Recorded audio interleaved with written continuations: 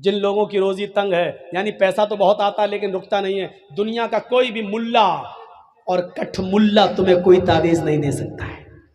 اگر تمہیں اپنا علاج کرنا ہے تو نماز سے اعراض بند کرو، اذان کی آواز سنتے ہی فوراً مسجد کی طرف جاؤ اور نماز کی ادائیگی کرو۔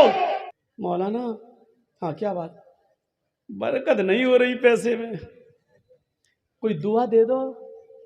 ارے یار وہ مولوی تجھے کیا دعا دے گا، بیچارہ وہ خود 10,000 روپے مہینے میں پڑھا رہا ہے، اس کی روزی میں خود برکت نہیں ہو رہی ہے، وہ خود 8,000 روپے مہینے میں پڑھا، وہ تو تجھے تعویذ دے گا، وہ تجھے کوئی راستہ بتائے گا؟ تو غلط جگہ پہ جا رہا ہے۔ وہ دل کی تسلی کے لیے کچھ لکھ کے دے دے، تو لٹکا لے، وہ الگ بات ہے، لیکن اللہ کی قسم مولوی کے پاس رزق میں برکت کی کوئی دعا نہیں ہے۔ اللہ نے صاف کہہ دیا اگر روزی میں برکت چاہتے ہو تو یہ طریقہ اپناؤ، وَمَنْ أَعْرَضَ عَنْ ذِكْرِي فَإِنَّ لَهُ مَعِيشَةً ضَنْكَ، جو میرے ذکر سے اعراض کرے گا، یہاں ذکر سے مراد نماز ہے، ذکر سے مراد نماز ہے۔ اللہ سے کہ ذکر سے اعراض کا بھیانک انجام کیا ہوتا ہے، اس انجام کی طرف میں تمہیں لانا چاہتا ہوں۔ آپ نے نام سنا ہوگا، اتر پردیش میں ایک ضلع ہے جس کا نام ہے غازی آباد۔ بائی روڈ جب آپ غازی آباد سے دلی جائیں گے، بائی ٹرین کی بات نہیں کر رہا ہوں میں، بائی روڈ جب آپ غازی آباد سے دلی جائیں گے تو غازی آباد اور دلی کے بیچ میں ایک قصبہ پڑتا ہے جس کا نام ہے لونی، جس کا نام ہے لونی۔ مسلمانوں کی اکثریت یہاں رہتی ہے، مسلمان زیادہ اس بستی میں رہتے ہیں اور سب اللہ کا شکر ہے زیادہ تر دولت مند، پیسے والے اور بڑی بڑی کوٹھیوں کے مالک۔ سن 1995 کے اندر، 1995 کے اندر اس گاؤں کے اندر دو سگے بھائیوں کی شادی ہونے والی تھی۔ دو سگے بھائیوں کی بارات لونی سے ہٹ کر ایک دوسرے گاؤں میں جانا تھی اور لڑکیاں دونوں اسی گاؤں کی تھیں، ایک ساتھ بارات جانا تھی۔ ایک لڑکے کی بارات اس لڑکی کی یہاں، دوسرے لڑکے کی بارات دوسری لڑکی کی یہاں جانا تھی۔ گاؤں ایک ہی تھا اور بارات دونوں کی ایک ساتھ جانا تھی۔ صرف نکاح سے ایک دن پہلے ان دو امیر باپ کے بیٹوں نے، ان دونوں بیٹوں نے سوچا کیوں نہ ہم اپنے یار اور دوستوں کو بلا کر آج کی رات کو رنگین کر لیں اور ڈانس کروا لیں، ناچ کروائیں، گانے سے ہم اپنی محفل کو سجائیں۔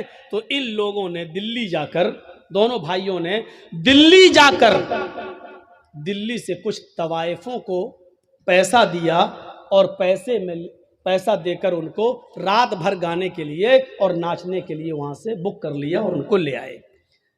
ان دونوں بھائیوں کی گاڑی آگے آگے چل رہی ہے اور طوائفوں کی گاڑی پیچھے پیچھے چل رہی ہے۔ لونی آ جاتی ہے، عشاء کی نماز ہو چکی ہے، محفل سج گئی ہے، یار دوست بھی آ گئے ہیں، پورے گھر کے اندر دوست بھرے پڑے ہیں۔ دلی سے جو طوائفیں آئی تھی انہوں نے اپنا کارکرم شروع کر دیا، کارکرم شروع ہو گیا، ناچ شروع ہو گیا، گانا شروع ہو گیا۔ طوائفوں نے اپنے ٹھمکے دکھانا شروع کر دیے، اپنی کمر مٹکانا شروع کر دی۔ گانے میں ایک سے ایک بے شرم و بے حیا گانے گانے لگے۔ یہ دونوں بھائی اور ان کے یار دوست مزے لے لے کر اس رات کا مزہ لے رہے ہیں، ان طوائفوں کے چھلکتے ہوئے جسم اور ان کی کمر کے مٹکنے کا اور ٹھمکوں کا آنند لے رہے ہیں۔ رات کب گزر گئی پتہ نہیں چلا، رات کب گزر گئی پتہ نہیں چلا۔ صبح فجر کی اذان کی آواز آنے لگتی ہے، اللہ اکبر اللہ اکبر اللہ اکبر اللہ اکبر۔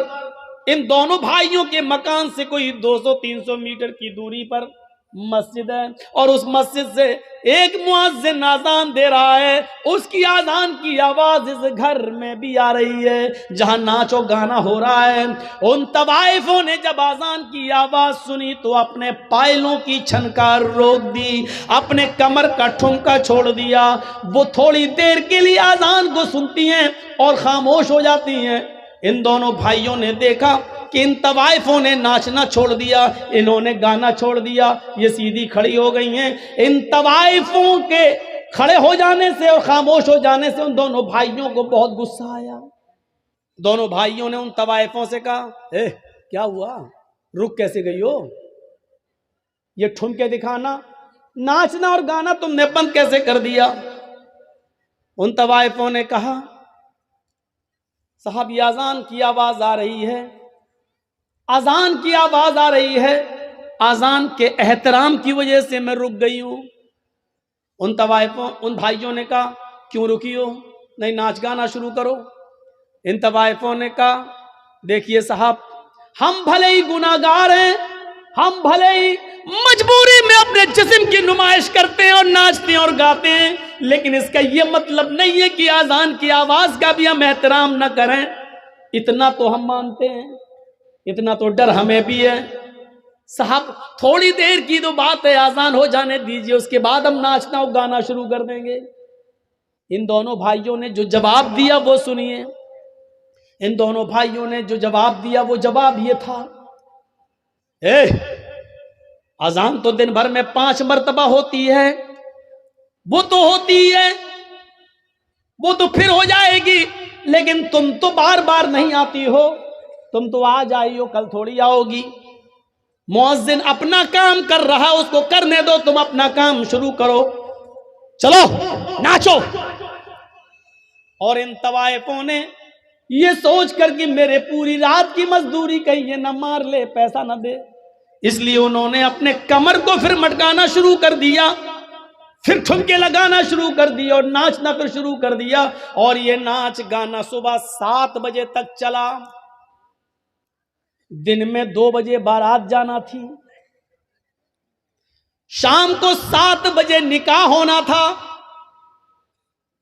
9 بجے وہاں سے ان دونوں عورتوں کی، دونوں بیویوں کی رخصتی ہو کر ان دونوں بھائیوں کے گھر آنا تھی۔ کارڈ سب کو بڑھ چکے تھے، صبح 7 بج چکے ہیں۔ ان طوائفوں نے کہا دیکھو میں اکیلے نہیں جاؤں گی، تم لوگ مجھے لے کر آئے ہو، مجھے دلی پہنچاؤ بھی، کیونکہ راستے میں ہم طوائفوں کو لوٹنے والے لوگ بہت ملتے ہیں، ہمارے جسموں کے ساتھ غلط سلوک کرتے ہیں، اس لیے تم لوگ ہمیں چھوڑ کے بھی آؤ۔ ان دونوں بھائیوں نے کہا چلو ہم لے کر آئے تھے تو چھوڑنے جانے میں کیا حرج ہے۔ ان دونوں بھائیوں نے اپنی گاڑی اٹھائی، طوائفوں کی گاڑی بھی چلنے لگی۔ اب طوائفوں کی گاڑی آگے آگے چل رہی ہے اور ان دونوں بھائیوں کی گاڑی پیچھے پیچھے چل رہی ہے، تاکہ ان طوائفوں کو آگے سے اگر پیچھے کر دیں تو ہم تو آگے نکل جائیں اور پیچھے سے ان کا اپہرن ہو جائے، نہیں۔ تو ان طوائفوں سے کہا تم آگے آگے چلو۔ طوائفوں کی گاڑی آگے آگے چل رہی ہے اور ان دونوں بھائیوں کی گاڑی پیچھے پیچھے چل رہی ہے۔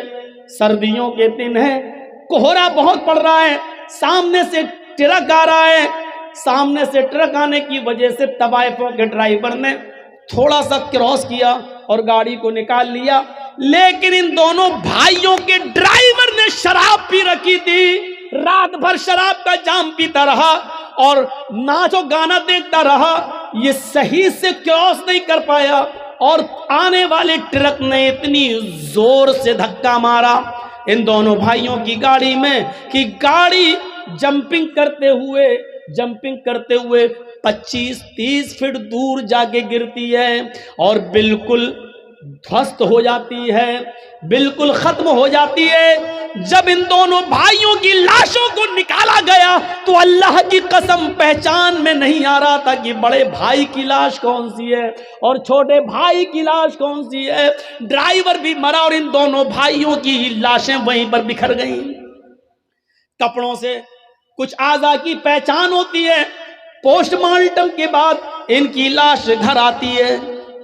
باپ کے اوپر جوان بچوں کی موت کتنا بڑا حادثہ ہوتی ہے، یہ تو وہی جانتے ہیں کہ جن کے جوان بچے جن سے چھین لیے جائیں، ہم اور آپ اس کا اندازہ نہیں کر سکتے ہیں۔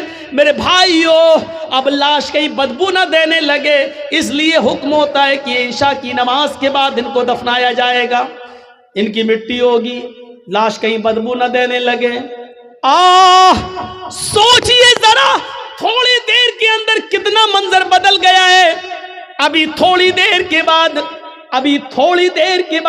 آج ہی کے دن ان کو نہلا دھلا کر نئے کپڑے پہنا کر میرے بھائیوں ان کو بارات لے کر لڑکیوں کے گاؤں میں جانا تھا، لیکن اب تھوڑی دیر کے بعد نہلا دھلا کر ان کو لڑکیوں کے گاؤں میں نہیں بلکہ قبرستان لے جایا جائے گا۔ تھوڑی دیر میں کتنی چیزیں بدل گئی ہیں۔ آئے شراب پینے والوں، آئے جوا کھیلنے والوں، کرکٹ بورڈ میں مست رہنے والوں، کرکٹ میں کھیل کھیل کر اپنی جوانی برباد کرنے والوں، لہو و لعب میں پڑنے والوں، 12 اور 1 بجے تک یوٹیوب پر گندی گندی چیزیں دیکھنے والوں، مووی دیکھنے والوں، ذرا سوچو تو صحیح ان نوجوانوں کی حیثیت کیسی بدلتی ہے۔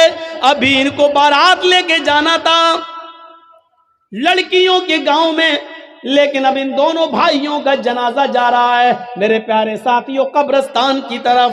ابھی یہ لڑکے ساتھ میں 300 اور 400 باراتی لڑکے کے گاؤں میں جانا تھے، 300 اور 400 لوگوں کے ساتھ ان دونوں نوجوانوں کو لڑکی کے گاؤں میں جانا تھا، لیکن اب یہ 300 اور 400 لوگ لڑکی کے گاؤں میں کے بجائے اب جنازے میں جا رہے ہیں۔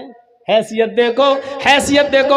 ابھی ان دونوں لڑکوں کو سسرال سے آئے ہوئے کپڑے پہننا تھے، نئے کپڑے پہن کر بارات میں جانا تھا، لیکن اب ان دونوں لڑکوں کے جسموں پر سسرال سے کپڑے نہیں بلکہ سفید رنگ کا کفن پہنا کر ان کو قبرستان کی طرف لے جایا جا رہا ہے۔ میرے بھائیوں حیثیت بدل گئی۔ یہ نماز کے وقت ان لوگوں نے طوائفوں کے ناچ کو منہ چلا چلا کے کہا ناچو ناچو، مؤذن تو 5 ٹائم اذان دیتا ہے، تم تو روز روز تھوڑی آتی ہو۔ اب سنو، اذان کے ٹائم پر کرکٹ کھیلنے والوں تم بھی اپنے عمل سے یہ ظاہر کر رہے ہو اذان تو 5 بار ہوتی ہے، کرکٹ روز روز تھوڑی ہوتا ہے۔